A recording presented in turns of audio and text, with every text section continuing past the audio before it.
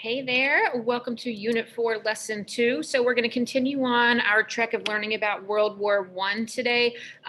Remember, we enter into the war later in the game, and you should have already talked about World War I in a little bit more depth in your world history class. So because this is an American history class, we are focusing more on how it affects America. So today our focus is going to be on the home front, what was happening here in the United States during the war. So we're going to talk about people supporting the war, people being upset about the war, and then how some rights were actually restricted during this time when the war was actually happening.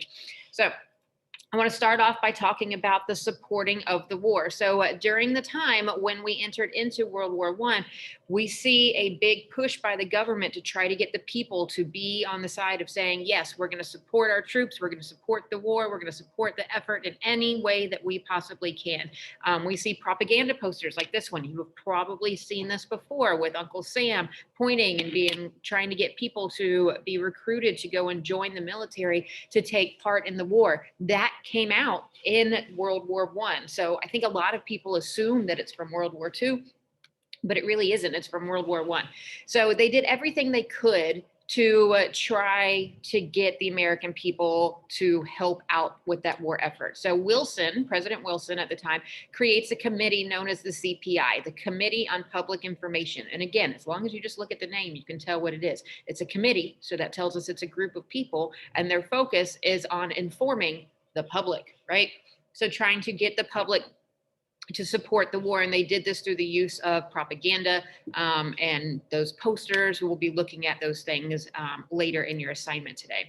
They really encourage people to help out with food efforts by telling them grow their own food so that mass amounts of crops can be used to go and pay the soldiers. So they called these victory gardens to try and get people to be a little bit more motivated to say like, oh, I'm doing this because I'm helping out the cause.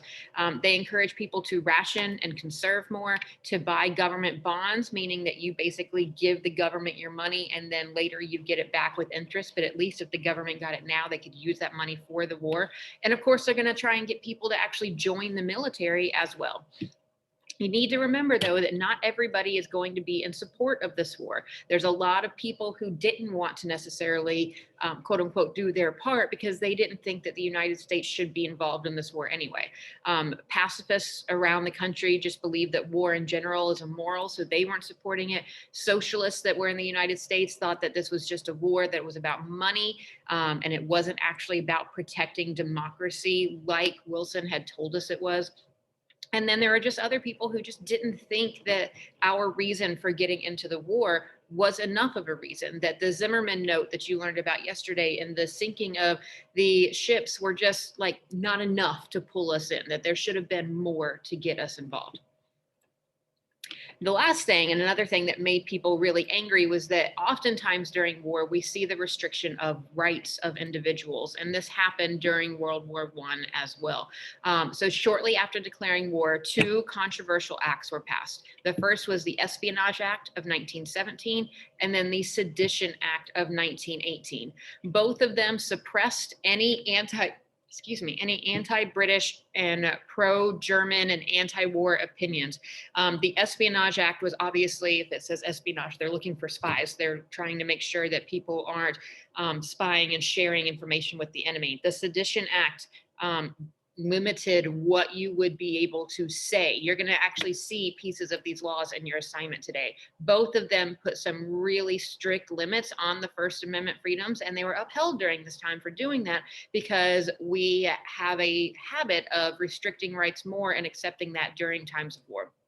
As a result of these laws, though, there's over 1,000 people that are convicted and face some serious issues because they wanted to speak out against the war, essentially, which today, if we had people doing that, you would really see a lot of individuals more up in arms. So that brings us to the end of the notes. The notes, like I said, are really short today. Let me go back and talk to you. I can get rid of that. That was from yesterday. I can get rid of that.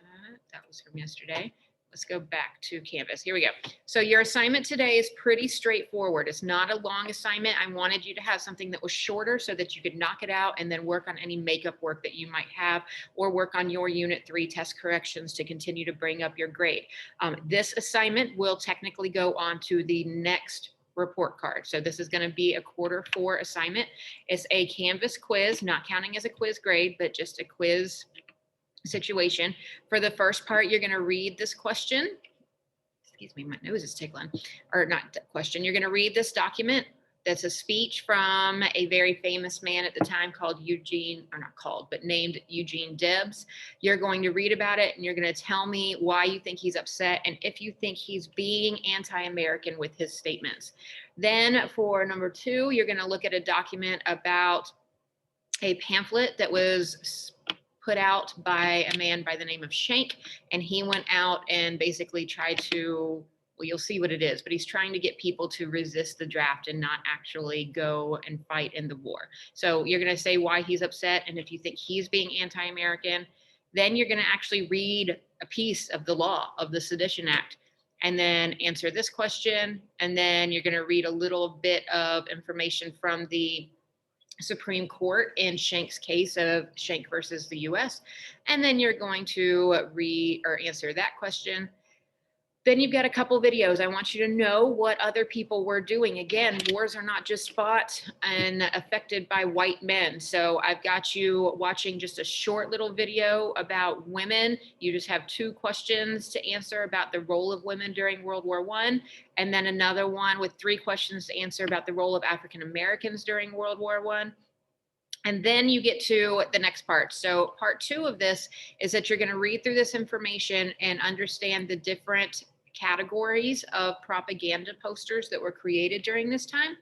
And then you're going to look at a poster and you're going to tell me which category it fits into. Look at a poster, tell me the category. So you're going to go through and do that. And then that's it. This isn't really anything that should take a long amount of time.